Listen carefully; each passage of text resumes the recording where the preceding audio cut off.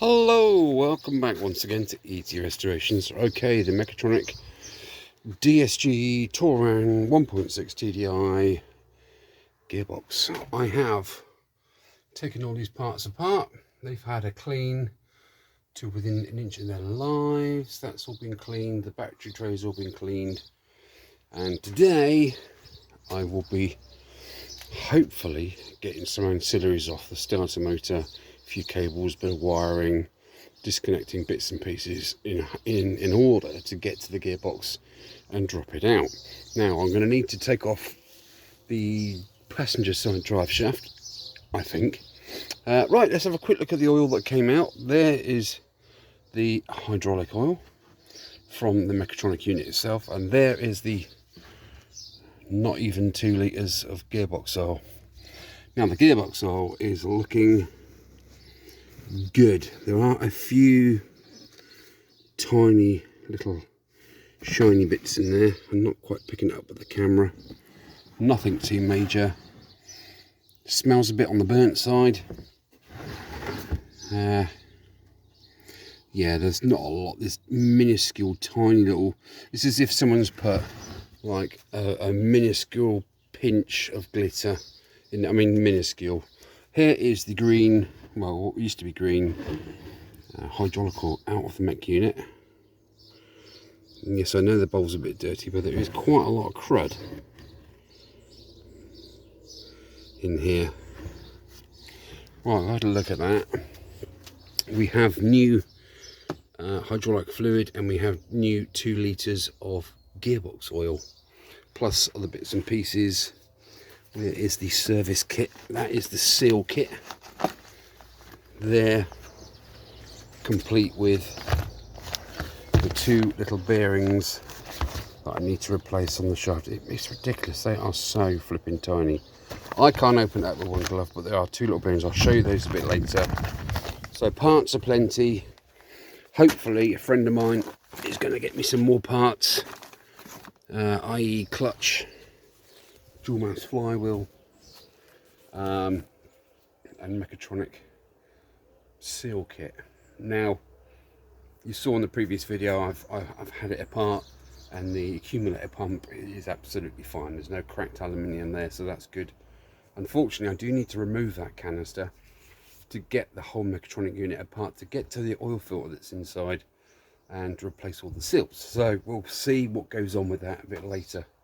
Bare minimum, I can replace the 2 outside boots, the 2 fork, the 2 prongs that actuate the 2 clutch levers in the gearbox. Right, let's go and get on. I better shut that out, else the guard dog will get out. Here we are, all ready to go. Weapons of choice. Got the big impact driver, 1/2-inch drive, and the little impact driver. A few bit of various tools there. Decent socket set. I've had this socket set now for as long as Lidl's have been on the planet. Okay, here is the beastie. Got them bolts, that's the Mechatronic bolts. That bolts them all onto the side of the unit now. Here is the gearbox itself. It is quite a hefty lump, I've got to say. So today, hopefully, whip the wheel off and disconnect the drive shaft. That's the power steering box. Where's the drive shaft? There's the drive shaft down in there. Whoa. Down on the bottom there somewhere. There it is. And then we'll pop that out, and hopefully we just unbolt the driver's side drive shaft and drop them down, so then the gearbox will be free. You need to disconnect this linkage here. I guess that is, I'm not even going to guess what that is. You can tell me, guys, down in the comments. I think that's a breather. Yeah, there's a breather there. So I guess that's where you refill the oil. That's not a problem. Incidentally, the gearbox oil kit came with a filling kit, i.e. absorbent paper for the oil spills, a funnel, gloves, etc, etc. So that's pretty good. I quite like that. Do I need to remove this gearbox mounting bush? Probably not, but I'm definitely gonna have to remove these 2 so the thing drops down. I will remove it, because then that'll give me space, hopefully, to move the gearbox off the input shaft and then drop it down. Okay, so first of all, let's whip this starter motor out, get all that gubbins out the way, get all that cableage bagged up and out the way, zip tied back. Right, let's go. Right, first things first, flat blade screwdriver, just to disconnect these little catches there, just unclip them from there, just to free up this negative, oh, it's a positive cable, wouldn't it? Yeah, positive cable which goes to the starter motor from the relay. Right, so that's the cable undone there. There is another cable we need to take off, which is this plug hither. If you notice, there's a plastic clip on there, so we push that out and then we push it out a little bit more there. I pushed it out to the first click and no, it wouldn't move, so I just push it a tiny bit more and off it pops. So we need to hide that away. Let's hide that away under there so it's not going to be in the way. So all that's connecting this on now is two 18mm bolts, one there and one hidden underneath there. It is accessible obviously, but it's just going to mean I'm going to have to get a bit dirty again, get down there. Right, so that's free and that's that. So good, let's crack on. Okay, I got to the bottom bolt quite easily with my impact driver. That big gap under there, through there, it's got underneath, and okay, it wasn't an exact inline fit, it was slightly at an angle, my drill, but it whizzed it out. I can see there that it's the multi-torque, so I could have used the multi-torques really, but never mind, that's that out. Now, I got this one out by just putting my very stumpy little tool in there and managing to get it out so far. So pulled out. Look how long this freaking bolt is. Are you kidding me? That is 7 inches long. Hang on a minute, let's have a look. Yeah, it's about 7 inches that. Okay, now let's pop the starter motor out. There she goes. Do the little bit of a tidy up, so lots of carbon on there and clutch material by the look of things. Right, this is a Bendix starter motor. By what that means is when the motor flies round centrifugally, this gear comes out on a helix and engages with the flywheel, and then when you let go of the key, pops back in away from the flywheel, disengages. So that's that. Luckily we can actually just pop that quite snugly just in there, out the way. There we are. I need to take off this negative earth strap there, get that off the gearbox, and then it's on to disconnecting this control lever, whatever that is. I'm not quite sure. I suppose that would be the selector fork. Yeah, it would be the selector, wouldn't it? From the lever indoors, inside the gearbox, inside the car. So it looks to me like it's probably a multi-torque. Yes, it is. Okay, I'll let you guys know what size that is in just a second. There's a clutch in there, dry clutch, twin clutch, DSG, and that's it. Incidentally, sorry for the late video, if you like. Health hasn't been brilliant, as some of you guys know. I have lupus, and it really limits my physical ability a lot.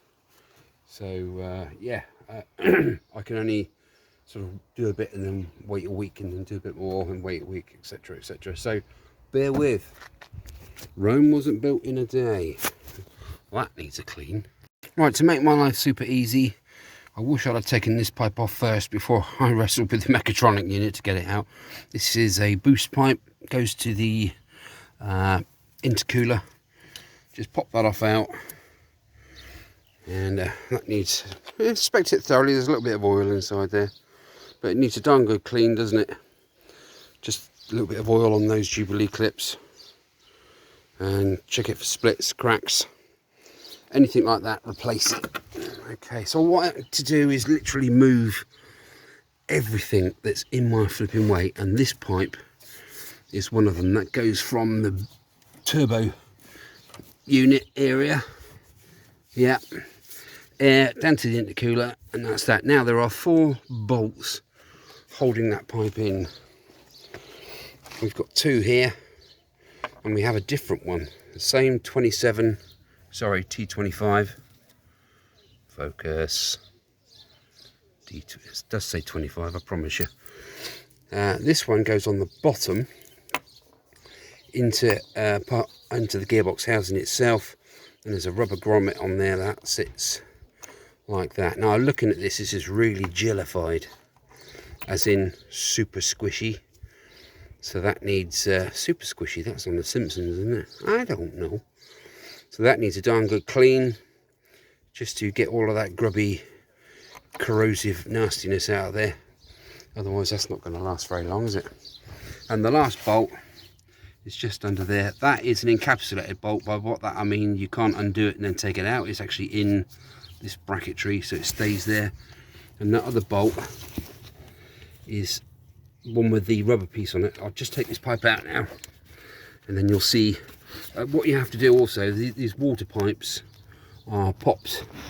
See a little popper there? That was popped into there, and there are 3 things, so there should be 3 holes on there. Let's take that out of there and pull that out of there. Lovely. So if we wrestle with this to get it out the hole, there we go. There's those 3 holes that those 3 poppers pop into. And if we put it up here, this is the top end that went across the gearbox, and this is the bottom end. That's where that grommet went into there, and then obviously that bolt comes through from the other side and bolts into the aluminium gearbox housing. Right, again, same thing. That needs a darn good cleanup. It's pretty skanky. Check that for anything that's not good. Cracks, splits, rubbing, anything like that really. What's that there? That looks a bit dodgy. I'll investigate that in a bit when I've cleaned it. Again, flush through. It's going to have oil residue in there, carbon and all sorts. Okay, let's put that under there. Now every time I record I have to turn the music down, and that little beastie is what I just restored. If you saw my previous video, well, that is it.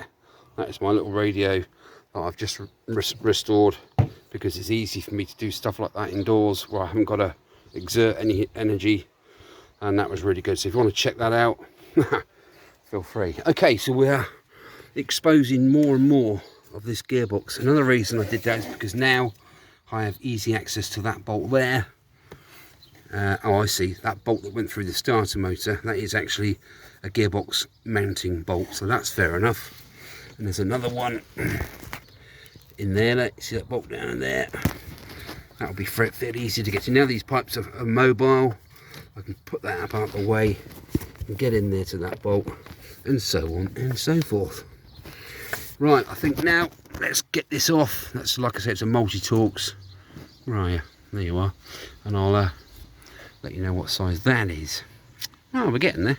Oh yeah, that looks like a 13. We shall see. Hey, guess what? It was a 13mm. Good guess, E.T. Good guess, son. Right, now I've had a little look at this. Always best to have a look at a job twice, if not 3 times, just to see what the score is. If I did that undid that multi-Torx, that releases the cable from this ball and socket unit, but I would still have to take this off in order to get that off the shaft, to be able to take this plastic cover off to inspect inside. So therefore that's a 10mm, and at the back there were 3 of these, which are T30 Torx. So let's undo that. So that's that bracket holding that like that, and then we need, I think it looks like a 10mm. Let's whiz that off with the baby impact ratchet. That's that out of the way. Now that should just come off of there. A little bit of persuasion. Wiggle left and right. No, I don't really want to drop that down because that's going to get in the way later on, isn't it? Let's put that up. Let's put that up behind there. stay. Right, okay, so now that is off. It's just a question of the drive shafts, and but I am getting very tired, so I think that's I'm going to call that a day, to be honest. I know it's not a very long video. I am sorry guys, but I can't do much, but I'm getting there very slowly. So then it would be wheel off, drive shaft out. You will need a special tool for getting that drive shaft out. You bugger. Right, where was I? I thought I've been rambling away to myself here for 10 minutes and you're not recording. Okay, I forgot what I was saying just now. That's another thing with lupus. Your memory is ridiculously stupid. Anyway, so there we go. Wheel off, drive shaft out, 6 bolts on, attaching it to the flange on the gearbox on this side. That side, undo the 6 bolts, and hopefully the drive shaft will just drop down in an ideal world. So then there'll be nothing attaching this gearbox, any leads or shafts or anything like that. The only thing will be these 2 bolts and the bolts around the circumference of the area bolting it to the engine. Right, that will be for another time guys, because it has taken it out of me. I know it's only a quick video and I'm sorry, but it just dictates me. I can't dictate it. So I'm going to go in, tidy up out here, feet up, brew, and I'll see you next time. Right guys, just before I go, safety first. I've put those bolts, there's 3 bolts back in there so I don't lose them. I put the 13mm bolt back on there so I don't lose them. I've put the pinch 10mm bolt back in that clamp so I don't lose them. Now we're just thinking about this laterally. To remove this gearbox, obviously I'm going to need my trolley jack underneath to support the weight, and it's a question of, can I move it far enough this way off of the input shaft? Does one, it looks to me like this inner plastic arch will need to come out the way, because these 2 bolts here, not only is it the engine mount of the gearbox mounting. If you think about it, as soon as I undo these 2 bolts, the whole engine's going to want to go like that, and I will be dead underneath it, won't I? So I'm going to have my trolley jack under there and another bottle jack under there as well, or 2 or 3, or another trolley jack even, to be on the safe side, because as soon as this gearbox, literally, let's just say for instance I've dropped this end down, slide it out, took the gearbox away, that engine will just want to go, won't it? Because we've got an engine mount that side, there's probably one at the back, or a dog leg at the back there, could be even 2 there. I think there's only the one at the top, which is that big thing there. So basically the whole engine and gearbox system is supported and insulated by that bush and that bush. As soon as you take this one away, disconnect all that gubbins, that engine's going to want to go right down, isn't it? So to save me getting squished completely and breaking lots of hoses and electrical things and bracketry, I need to support this engine about here somewhere underneath the back of the back of the crankshaft to support this engine. So you can see why the guys who do this kind of work, you can see how they earn their money, because there is a lot involved in it. And if I had the money, I would not be doing this because of my health and the dangers of it. Right, that's enough of me babbling. I'll see you again next time. Take care of everybody.